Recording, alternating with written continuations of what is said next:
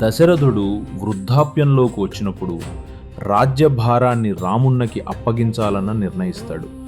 గురువులు మంత్రులు సమ్మతిస్తారు. రామాభిషేకానికి శుభముహూర్తం నిర్ణయించబడుతుంది. అయోధ్య అంతా పండుగ వాతావరణంలో మునిగిపోతుంది.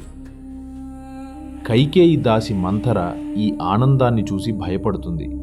రాముడు రాజయ్యాడంటే భరతుడికి రాజ్యాధికారం ఉండదు అని కైకేయిని రెచ్చగొడుతుంది. అప్పుడే కైకేయికి గుర్తొస్తుంది యుద్ధంలో దశరథుని ప్రాణాలు కాపాడినప్పుడు ఇచ్చిన 2 వరాలు. కైకేయి కోపభవనంలో పడి ఉంటుంది. విషయం తెలుసుకుని దశరథుడు అక్కడికి వెళ్తాడు. కైకేయి వరాలు అడుగుతుంది. భరతుడికి రాజ్యాభిషేకం, రాముడికి 14 ఏళ్ల వనవాసం. దశరథుడు తీవ్రముగా కుంగిపోతాడు. అయినా రాజు మాట ఎప్పుడూ అబద్ధం కాకూడదు అనే ధర్మం అతన్ని బంధిస్తుంది.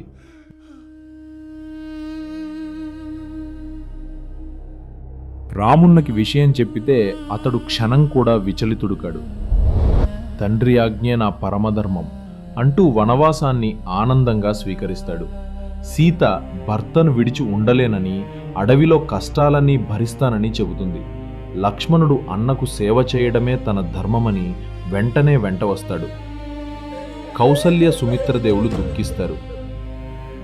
ప్రజలు రాముణ్ణి విడిపోవలేక విలపిస్తారు. అయోధ్యలో ఆనందం శోకంగా మారుతుంది.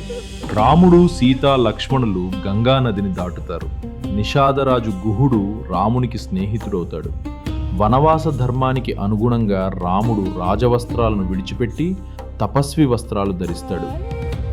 రాముని వియోగాన్ని తట్టుకోలేక గత జన్మ కథను గుర్తు చేసుకుంటూ రామనామస్మరణతో దశరథుడు ప్రాణాలు విడిచేస్తాడు.